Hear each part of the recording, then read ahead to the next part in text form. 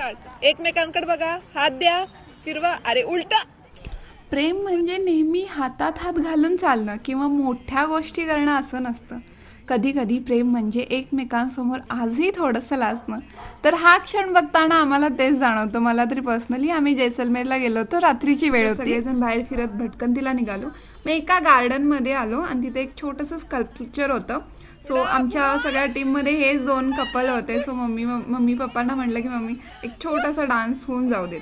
मग ते आजही आमच्यासमोर लाजत होते. आम्ही त्यांना स्टेप शिकवत होतो, पण ते हसत हसत थोडंसं गोंधळत करायचा प्रयत्न करत होते.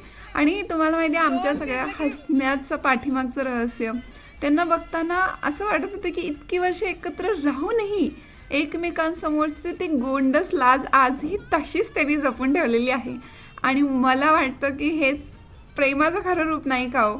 शांत, साधं, पण मनात खोलवर राहणारं. हा गोल फिरवा मम्मी. हा